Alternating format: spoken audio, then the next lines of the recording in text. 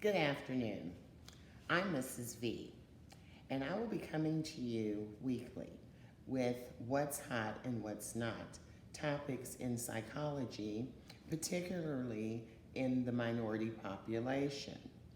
Although this weekly program will not focus solely on minorities, however, because of such words in psychology as healthy skepticism based on the Tuskegee experiments along with Henrietta Lack and her cancer cells, African Americans, Hispanics, Asians, minorities in general have held a healthy skepticism when it comes to the field of psychology.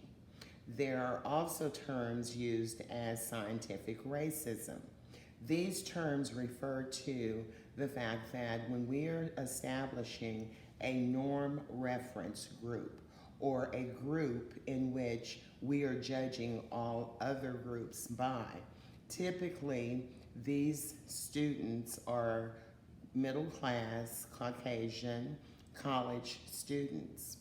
And when they compare, they are comparing African Americans in the ghettos, they are comparing Hispanics in the barrios, but they somehow bypass the trailer parks. So for this reason, I felt the need to address some of this healthy skepticism, and later on, towards the end of my broadcast, I will give you an address, one in which you can send your questions to me, and I will address those questions throughout future weekly broadcasts. So let's begin with a term that, thank God, is no longer used as it was before, the term ADHD. Many people for decades, the late 80s, the early 90s, ADHD was almost as common a word as hello. And this word was established with school systems. Now, working in a school system, I was privy to firsthand knowledge of how this system was set into play. When minority students were hyper or acted out, they were classified as conduct disorders, ADHD, they had art meetings, the school licensed school specialists in psychology would come in and they would recommend medicating the children. On the reverse side of that, the counterparts, the Anglo children, when they acted out, they were classified as just expressing their emotions. So what happened during this time period is that you ended up with a group of minority children that were lined up outside of the nurse's office, being zombified basically with everything from Ritalin to Adderall. And this is where I believe that your increase in dropout rates began, especially amongst minorities, because these children were like little zombies. They were not learning anything. Then we introduced the behavior modification classrooms that actually, up until just 2 decades ago, had within those classrooms a timeout room.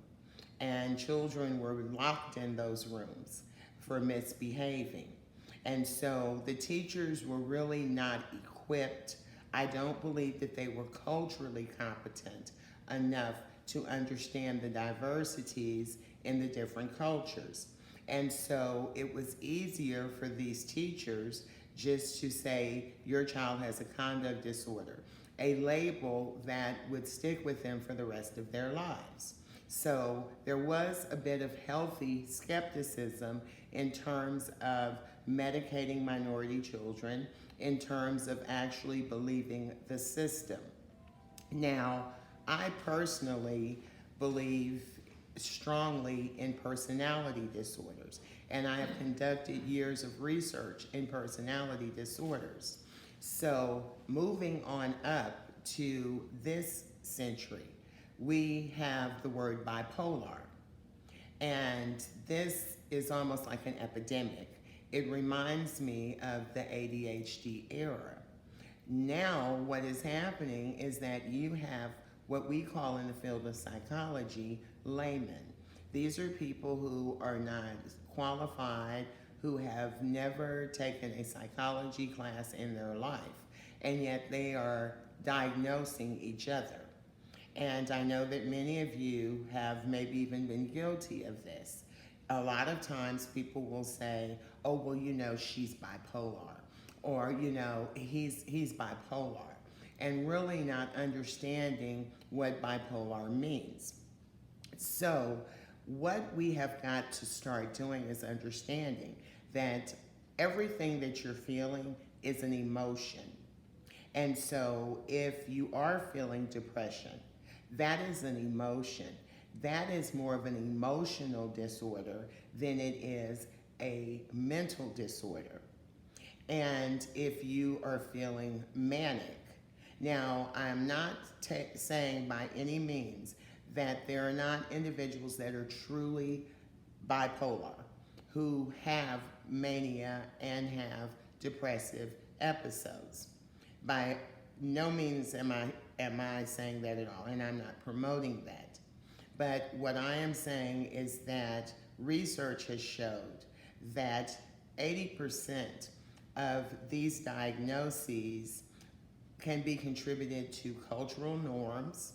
For example, if you notice, as I've been speaking, I've been using my hands. Part of the African American culture is that we are animated.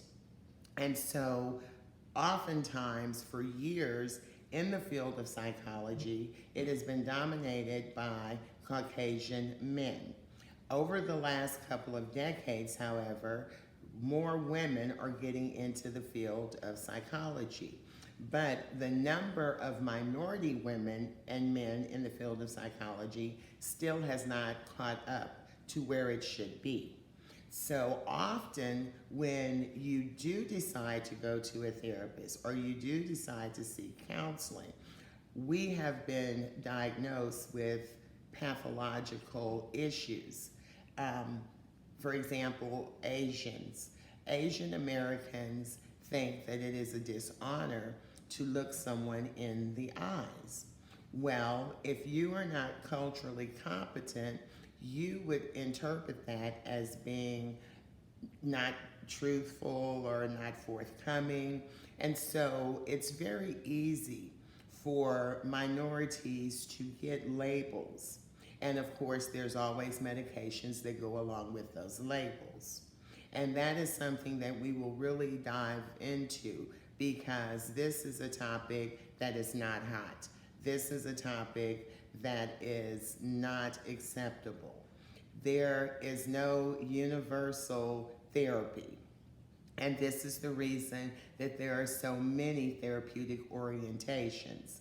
But we need to start focusing in on the cultural norms, the things that actually bring about a lot of the problems that we are seeing in the minority races. With Asians, it is also considered taboo to go to a psychologist or a counselor. And oftentimes they will present with insomnia when it's actually possibly depression. They tend to do more of the physiological effects. And so many times they go to doctor after doctor after doctor, and only to finally, feel that it's time to move to some sort of life coaching or counseling. And being comfortable with that, knowing that it is not bringing dishonor. So these are the type of things that we will be discussing throughout our journey with what's hot and what's not topics in psychology. And as I stated, I will, at the end of this, give you an address because I want to hear from you. I want to hear what you're feeling as minorities and also our white counterparts, because with the multiplicity of interracial marriages and biracial children, you know, there's a lot of questions. And I deal with relationship issues. There's a vast majority of things that I do. My company is KV Motivational, corporate speaker and life coach and counselor in psychology. And at the end of this broadcast, I invite you to leave your comments, your questions, and any issues in the field of psychology that are concerning to you. And it is my responsibility to make sure that your questions get answered.